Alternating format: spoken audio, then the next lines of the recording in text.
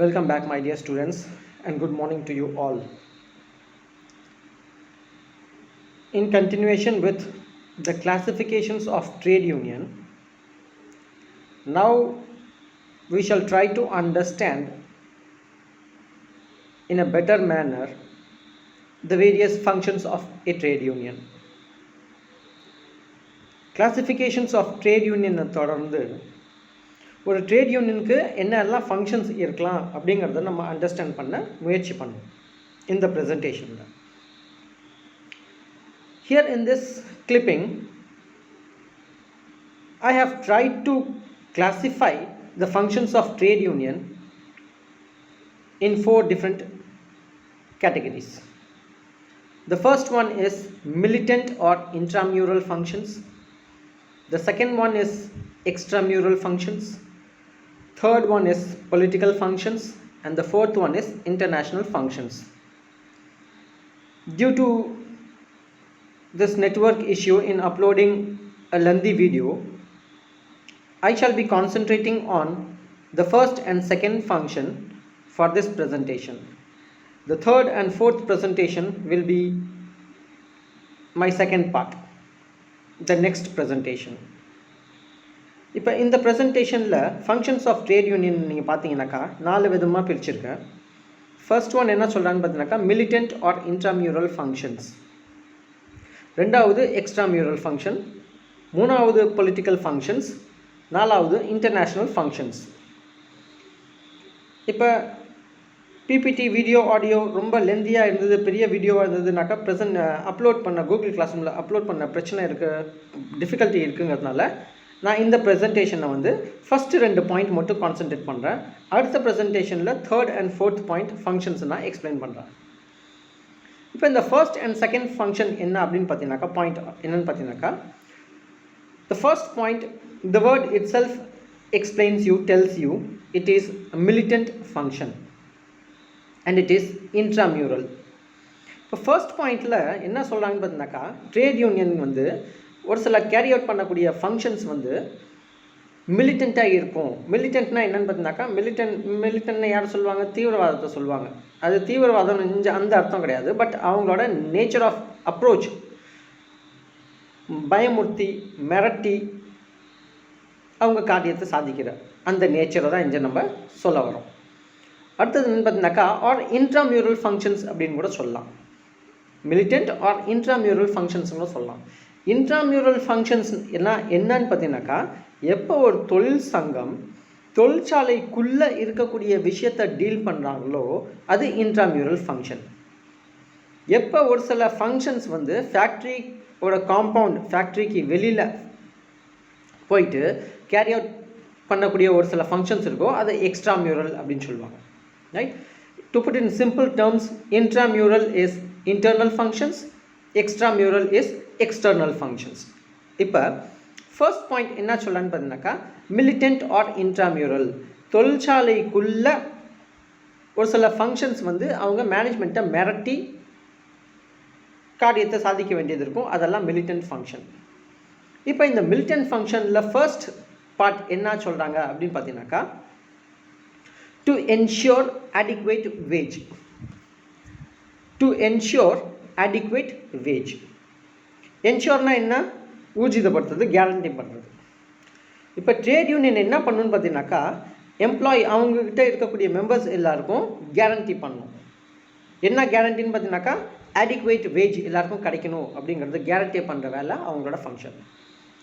இந்த trade union will try to ensure that the workers or the members of the union are adequately paid.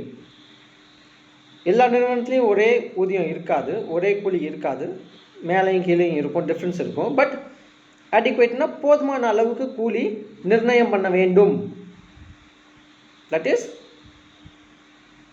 which is sufficient to meet the adequate needs of the adequate basic needs of the workers. இது அவங்க பண்ணணும். ரெண்டாவது point என்ன சொல்லணும்னு பார்த்தீங்கன்னாக்கா, to reduce hours of work. Naturally, hours of work cannot be reduced in literally, but இந்த ஃபங்க்ஷன்ஸ்லாம் எப்போ கொடுத்தாங்க, எப்போ லே அவுட் பண்ணாங்க அப்படின்னு பார்த்தீங்கன்னாக்கா, there was certain period, ஒரு காலகட்டத்தில் வந்து ஃபேக்ட்ரியில் வேலை செய்யக்கூடிய ஒர்க்கர்ஸ் வந்து ஒர்க்கிங் ஹவர்ஸ் அப்படின்னு பார்த்தீங்கன்னாக்கா 18 மணி நேரம், 16 மணி நேரம், 17 மணி நேரம், 12 மணி நேரம், இப்படி நீங்கள் history of trade union or history and growth of trade union in India அப்படின்னு பார்த்தீங்கன்னாக்கா அவங்களோட வளர்ச்சியை பார்த்தீங்கன்னாக்கா ஆரம்ப காலகட்டத்தில் அவங்களோட பணி செய்யக்கூடிய நேரம் வந்து 16, 17, 18 மணி நேரம், 10 மணி நேரம் அப்படி இருந்துச்சு. அதுக்கப்புறம் படிப்படியாக குறைஞ்சி வந்து ஃபேக்ட்ரிஸ் ஆக்ட் ஆஃப் 1948 வந்து ஹவர்ஸ் ஆஃப் ஒர்க் வந்து ஸ்பெசிஃபை பண்ணிட்டாங்க. ஸோ ஒரு சில காலகட்டத்தில் ஒரு சில சூழ்நிலையில் ஒர்க்கிங் ஹவர்ஸ் எக்ஸீட் ஆச்சு அப்படின்னாக்கா, ஒர்க்கிங் ஹவர்ஸ் வந்து beyond the stipulated hours increase ஆச்சு, மேனேஜ்மெண்ட் வேலை செய்ய சொல்லுது அப்படின்னு பார்த்தீங்கன்னாக்கா அதை ரிடியூஸ் பண்ண வைக்கணும். அதை தான் இங்கே சொல்கிறாங்க. அது தினசரி நிர்ணயிக்கப்பட்ட காலகட்டத்தில் நிர்ணயிக்கப்பட்ட டியூரேஷனில் நீங்கள் வேலை செய்யணும்.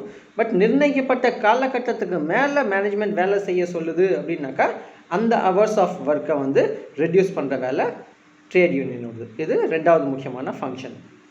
மூணாவது ஃபங்க்ஷனில் என்ன சொல்லுறதுனாக்கா to ensure better conditions of work and employment.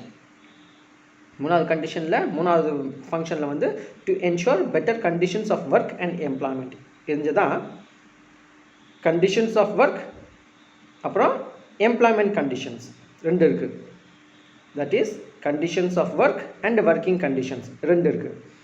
Conditions of work அப்படின்னு பார்த்தீங்கன்னாக்கா ஒரு நிறுவனத்தில் வேலை செய்யறதுக்கு ஒரு தொழிலாளர் வரக்குள்ள என்ன கண்டிஷன்ஸுக்கு உட்பட்டு வேலை செய்ய வர்றான் அப்படிங்கிறது conditions of work.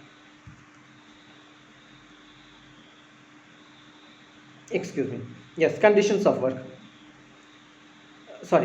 Working conditions அப்படின்னு பார்த்தீங்கன்னாக்கா வேலை செய்கிற இடத்துல அவனுக்கு கண்டிஷன்ஸ் எப்படி இருக்குது, அவனை சுற்றி இருக்கக்கூடிய ஒர்க்கிங் கண்டிஷன்ஸ் சுத்தமாக இருக்கா இல்லையா, cleanliness, disposal of waste and influence. நேற்று ஒரு ப்ரெசன்டேஷனில் இதுக்கு முன்னாடி ஒரு ப்ரெசன்டேஷனில் சொல்லக்குள்ள section 11 to 20 chapter 3 of factories act of 1948 deals with health and hygiene அப்படின்னு சொன்னோம் இல்லையா, அதெல்லாம் ஒர்க்கிங் கண்டிஷன்ஸ். இப்போ எம்ப்ளாய்மெண்ட் கண்டிஷன் அப்படிங்கிற ஒரு வேர்டு இருக்குது. எம்ப்ளாய்மெண்ட் கண்டிஷன் என்னென்னு பார்த்தீங்கன்னாக்கா எந்த கண்டிஷன்ஸுக்கு உட்பட்டு ஒரு தொழிலாளர் நிறுவனத்துக்கு வேலைக்கு வர்றான், அந்த கண்டிஷன்ஸ் ரொம்ப ஸ்ட்ரிக்டாக இருக்கக்கூடாது, அவனை புளிகிற மாதிரி இருக்கக்கூடாது, அவனை ரொம்ப வற்புறுத்துகிற மாதிரி இருக்கக்கூடாது, அது கொஞ்சம் லீனியண்ட்டாக இருக்கணும் அப்படின்னு சொல்கிறாங்க. இந்த என்ஷோர் பண்ணுற வேலை வந்து ட்ரேட் யூனியன் வருது. அடுத்த முக்கியமான ஃபங்க்ஷன் என்னென்னு பார்த்தீங்கன்னாக்கா for better treatment from employers. There was certain period where laborers were considered as human machines. ஒரு காலம் இருந்தது human labourers, that is labourers எல்லாரையும் ஹியூமன் மெஷினாக தான் கன்சிடர் பண்ணாங்க, ஹியூமன் பீயிங்காக கன்சிடர் பண்ணல. இன்றைக்கும் வந்து ஒரு சில சூழ்நிலையில் ஒரு சில காலகட்டத்தில் ஒரு சில இடத்துல ஒரு சில பேர் லேபரர்ஸை ஹியூமன் பீயிங்காக பார்க்கறதோட ஹியூமன் மிஷினை தான் பார்க்குறாங்க. காசு கொடுத்தா வேலை செய்ய வர்றான், காசு கொடுத்தா வேலை செய்வான் அப்படிங்கிற ஒரு ஹியூமன் ட்ரீட்மெண்ட் இல்லை. ஒரு மனிதாபிமான அடிப்படையில் ஹியூமனாக பார்க்குற அந்த தன்மை வந்து ஒரு சில இடத்துல இல்லை, எல்லா இடத்துலையும் இல்லைன்னு சொல்ல முடியாது, ஒரு சில இடத்துல இல்லை. அந்த மாதிரி சூழ்நிலையில் ட்ரேட் யூனியன் என்ன பண்ணுவாங்கன்னு பார்த்தீங்கன்னாக்கா எப்போல்லாம் மேனேஜ்மெண்ட் வந்து எம்ப்ளாயீஸை பெட்டராக ட்ரீட் பண்ணலையோ, நல்ல விதமாக ட்ரீட் பண்ணலையோ, அங்கே மேனேஜ்மெண்ட்டை பேசி மிரட்டி ஒர்க்கர்ஸை தட் இஸ் லேபரர்ஸை நல்லபடியாக ஹியூமன் பீயிங்காக ஹியூமன் ட்ரீட்மெண்ட் கொடுக்கணும் அப்படிங்கிறதுக்காக அவங்க போராடுவாங்க, அவங்க ஃபங்க்ஷன் கேரி அவுட் பண்ணுவாங்க. Then the next function is to get some share from the profit of the company. கம்பெனிக்கு லாபம் வந்தது அப்படின்னாக்கா எம்ப்ளாயீஸுக்கு அதில் கொஞ்சம் பங்கு கொடுக்கணும். அது ப்ராஃபிட் ஷேரிங் அப்படின்னு சொல்லுவாங்க. It is not exactly profit sharing. அந்த ப்ராஃபிட்லேருந்து வந்த ஒரு பார்ட்டை வந்து ஒதுக்கி தான் போனஸ் அப்படின்னு ஒர்க்கர்ஸுக்கு டியூரிங் ஃபெஸ்டிவல்ஸ் கொடுக்குறாங்க. எப்போ ஒரு கம்பெனியில் லாபம் வரலையோ போனஸ் கொடுக்க முடியாது. So it is also the duty and responsibility of the workers to ensure that they work with less wastage so that the cost of production comes down and the management is able to sell their product at a cheaper price. When the product is being sold in a market at a cheaper price, more and more goods will be sold. When more and more goods are sold in the market, company will get more and more profit, more and more income. அப்போ more and more income வரக்குள்ள அதிகமாக profit கிடைக்க வாய்ப்பு இருக்குது. எப்போ அதிகமாக profit கிடச்சிச்சு அப்படின்னாக்கா அந்த மாதிரி சூழ்நிலையில் மேனேஜ்மெண்ட்டுக்கிட்ட பேசி மிரட்டி அதிகமாக மேக்ஸிமம் ப்ராஃபிட் கிடைக்கிறதுக்கு அவங்க பாடுபடுவாங்க, போராடுவாங்க. நெக்ஸ்ட் பாயிண்ட் என்ன சொல்லுறதுனாக்கா, to get a proper place in the administration of the company. இதுக்கு முன்னாடி ஒரு ப்ரெசன்டேஷனில் சொல்லக்குள்ள ஒர்க்கர்ஸ் பார்ட்டிசிபேஷன் இன் மேனேஜ்மெண்ட் அப்படின்னு ஒரு கான்செப்ட் சொன்னேன். ஒர்க்கர்ஸ் பார்ட்டிசிபேஷன் இன் மேனேஜ்மெண்ட் அப்படின்னாக்கா எப்போ ஒர்க்கர்ஸுக்கெல்லாம் மேனேஜ்மெண்ட்டில் ஒரு பங்கு கிடைக்குதோ அந்த மாதிரியான செயல்பாட்டை ஒர்க்கர்ஸ் பார்ட்டிசிபேஷன் இன் மேனேஜ்மெண்ட் அப்படின்னு சொல்லுவோம். நேற்று கூட எக்ஸாம்பிள் சொல்லக்குள்ள இதுக்கு முன்னாடி ஒரு ப்ரெசன்டேஷனில் எப்போ டிசிஷன் மேக்கிங் ப்ராசஸில் ஒர்க்கர்ஸை இன்வால்வ் பண்ணீங்க, லேபர்ஸை இன்வால்வ் பண்ணீங்க, இல்லை ட்ரேட் யூனியன் நீங்கள் இன்வால்வ் பண்ணுறீங்க அப்படின்னாக்கா that it self is workers participation in management. எப்போ ஒர்க்கர்ஸ் சம்மந்தப்பட்ட விஷயத்தில் எந்த ஒரு டெசிஷன் மேனேஜ்மெண்ட் எடுக்குதோ அது நேரடியாகவோ மறைமுகமாகவோ ஒர்க்கர்ஸை பாதிக்குது அப்படின்னாக்கா அந்த மாதிரி டெசிஷன் மேக்கிங் ப்ராசஸில் ஒர்க்கர்ஸ் இல்லைனா ட்ரேட் யூனியனை கண்டிப்பாக அதில் டெசிஷன் மேக்கிங் ப்ராசஸில் இன்வால்வ் பண்ணணும். Because it concerns them. So இந்த மாதிரி பேசி மிரட்டி பார்ட்டிசிபேஷன் இன் மேனேஜ்மெண்ட் இல்லை நிர்வாகத்தில் பங்களிப்பு கேட்டு பெற வேண்டும். அது முக்கியமான ஃபங்க்ஷன் வந்து ட்ரேட் யூனியனோட. லாஸ்ட்டாக என்ன சொல்லணும்னு பார்த்தீங்கன்னாக்கா, டு ஃபைட் ஃபார் ப்ரொவிஷன்ஸ். இந்த லாஸ்ட்டாக டு ஃபைட் ஃபார் ப்ரொவிஷன்ஸ்னால் சண்டை போடணும்னு சொல்கிறாங்க இல்லையா, அதை நீங்கள் இந்த இன்ட்ராமியூரல் ஆல் மிலிட்டன்ட் ஃபங்க்ஷன் பார்த்தோம் இல்லையா, மிலிட்டன்ட் அப்படிங்கிற வேர்டை நீங்கள் இங்கே கார்டிலேட் பண்ணி பாருங்கள். ஒரு மிலிட்டன்ட் என்ன பண்ணுவான், ஃபைட் பண்ணுவான். அந்த மாதிரி தான் இங்கே அவங்க துப்பாக்கியெல்லாம் வச்சு சண்டை போட மாட்டாங்க, மேனேஜ்மெண்ட்டுக்கிட்ட அவங்க ஃபைட் பண்ணுவாங்க. எதுக்குன்னு பார்த்தீங்கன்னாக்கா போராடுவாங்க. அந்த போராட்டம் தான் இங்கே ஃபைட் சொல்கிறாங்க. To fight for provisions of apprenticeship, incentive, promotions, bonus, gratuity and other benefits. ஒரு தொழிற்சாலையில் பணியாற்றக்கூடிய தொழிலாளர்களுக்கு நிறையா விதமான ஃபெசிலிட்டிஸ் கொடுக்கணும். நிறைய விதமான ஃபெசிலிட்டிஸ் சட்டத்தில் சொல்லியிருக்காங்க, இருக்குது. எல்லா எம்ப்ளாயர்ஸும் இந்த ஃபெசிலிட்டிஸை எல்லா தொழிலாளர்களுக்கும் கொடுத்துட்டா இந்த ஃபங்க்ஷனுக்கு வேலையே இல்லை. எல்லா மேனேஜ்மெண்ட்டும் எல்லா ஃபேக்ட்ரிஸும் எல்லா இண்டஸ்ட்ரீஸும் அவங்களோட ஒர்க்கர்ஸுக்கு நியாயமாக கிடைக்கக்கூடிய எல்லா ஃபெசிலிட்டியும் கொடுக்கலேங்கிறதுக்காக இந்த ஃபங்க்ஷன் வந்துச்சு. ஏன்னா மேனேஜ்மெண்ட்டுக்கிட்ட பேசி போராடி அப்ரெண்டிஸ்ஷிப் கம்பெனியில் யாரெல்லாம் தொழிலாளர்கள் இருக்காங்களோ அவங்களோட பசங்க படித்து முடிச்சுட்டு வேலை இல்லாமல் இருந்தாக்கா அவங்களுக்கு ஒரு ட்ரைனிங் மாதிரி அப்ரெண்டிஸ்ஷிப் மாதிரி கம்பெனியில் அந்த ஃபெசிலிட்டி ட்ரைனிங் ஃபெசிலிட்டி கொடுக்கணும். தொழிற்சாலையில் தொழிலாளர்கள் யாரெல்லாம் நல்லபடியாக வேலை செய்கிறாங்களோ, எக்ஸ்ட்ராடினரி பர்ஃபார்மன்ஸ் பண்ணுறாங்களோ அவங்களுக்கு இன்சென்டிவ் கொடுக்கணும், ஃபினான்ஷியல் இன்சென்டிவ் கொடுக்கணும். யாருக்கெல்லாம் ப்ரொமோஷன் டியூவோ டைமுக்கு காலம் தாழ்த்தாமல் promotion at time when it is supposed to be given கொடுத்துடணும். போனஸ் கொடுக்க வேண்டியப்போ எவ்வளோ கொடுக்கணுமோ நியாயமாக அது கொடுத்துடணும். கிராச்சுவிட்டி வந்து retirement benefit. I don't want to go into the details of this, but gratuity வந்து ரிட்டையர்மெண்ட்டுக்கு அப்புறம் கிடைக்கக்கூடிய ஒரு ஃபெசிலிட்டி அண்ட் மற்ற பெனிஃபிட்ஸ். இதெல்லாம் வந்து ட்ரேட் யூனியனில் இருக்கக்கூடிய மெம்பர்ஸுக்கு மேனேஜ்மெண்ட்டுக்கிட்ட பேசி போராடி பெறக்கூடிய ஒரு ஃபங்க்ஷன், முக்கியமான ஃபங்க்ஷன் தான் இது ட்ரேட் யூனியனோட முக்கியமான ஃபங்க்ஷன்ஸ். இதுதான் இன்ட்ராமியூரல் ஆர் எக்கனாமிக் ஃபங்க்ஷன்ஸ்.